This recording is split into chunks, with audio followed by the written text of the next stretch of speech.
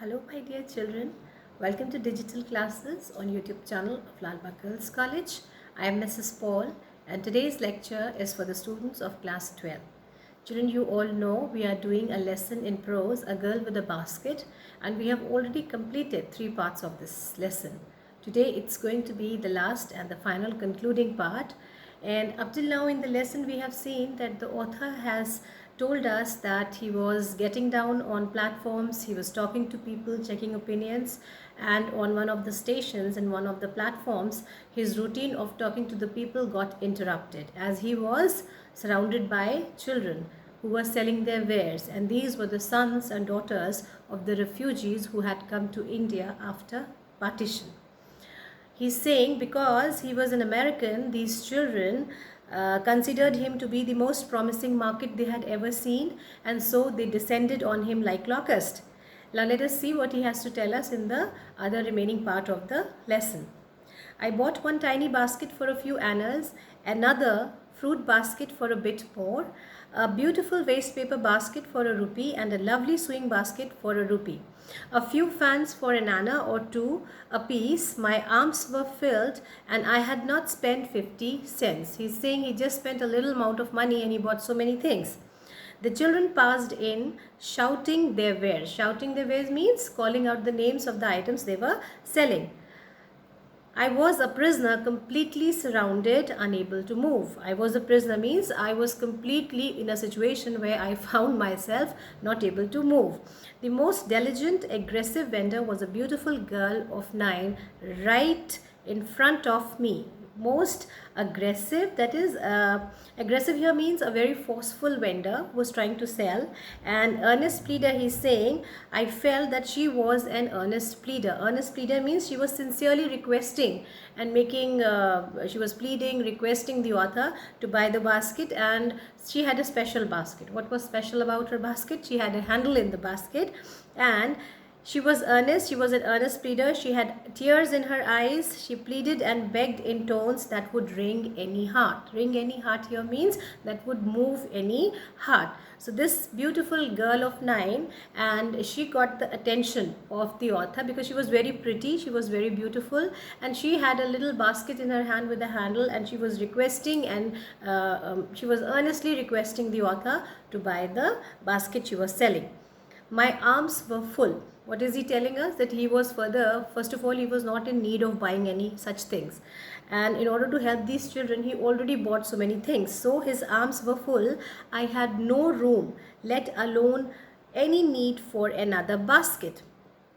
Balancing my baskets and fans on my left arm, I reached into my right coat pocket and got a handful of change. That is just in order to help the little girl because she was so beautiful. She was requesting, she was not moving from there. She was very much diligent. She wanted to sell the basket. So in order to help this little girl, what did the author do? He just stretched his hand into his coat pocket. He just took out a handful of change and he just extended it to the little girl in form of gratuity. See what he's saying. Perhaps 15 cents in all, which I deposited in the basket that the young girl held imploringly before me. I tried to explain that I could not buy the basket but extended the gratuity as a substitute. Gratuity means the amount of money that he was giving, and substitute actually means that you are giving something in place of another thing. So he's saying in form of as a gratuity, I just gave her the money, but I realized at once what offense I had given. That is, immediately the expression of the girl changed because she was not begging for money. She was actually wanting to sell her basket. She was doing some work, and she felt offended. The author is saying that I realized at once what offense I had given because the girl felt offended.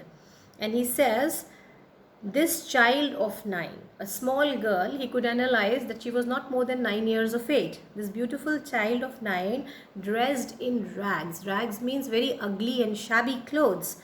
Dirty, ugly and shabby clothes, and on the edge of starvation.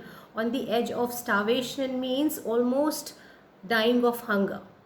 So, on the verge of starvation, what did she do? Raised her chin,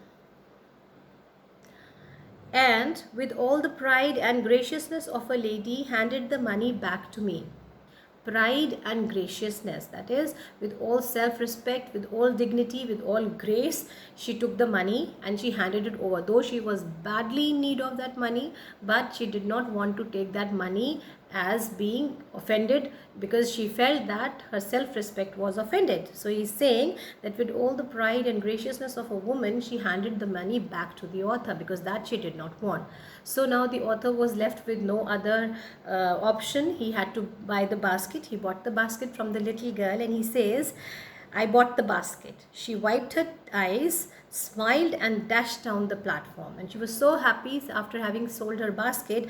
Immediately she wiped her tears and dashed down the platform, headed for some grass hut that would have at least 30 cents that night.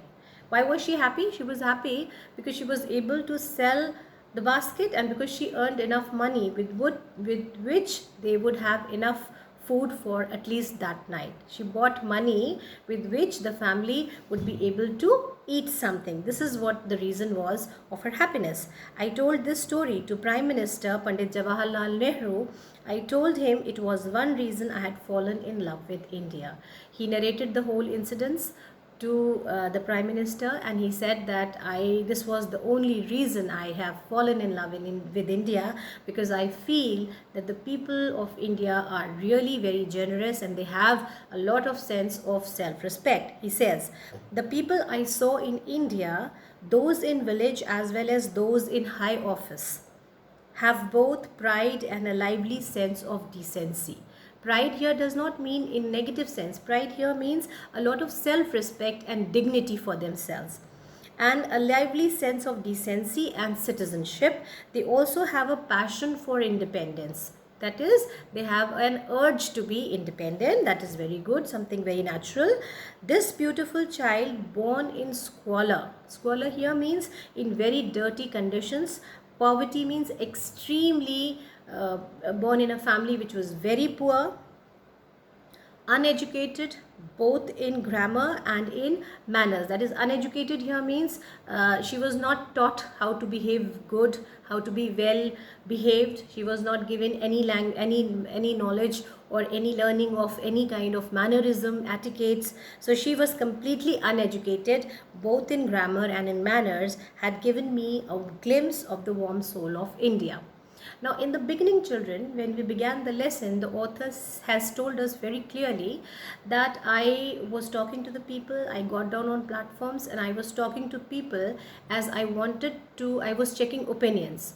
And in doing so, he was wanting to have a feel of the pulse. He wanted to know the feel of the pulse of the nation.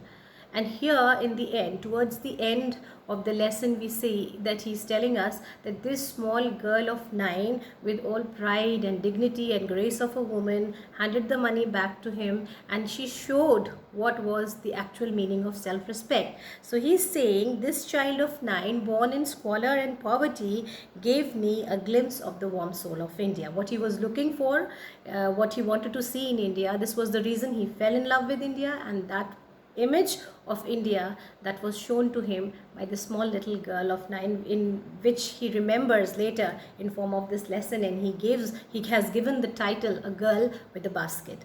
So with this we finish this lesson, children.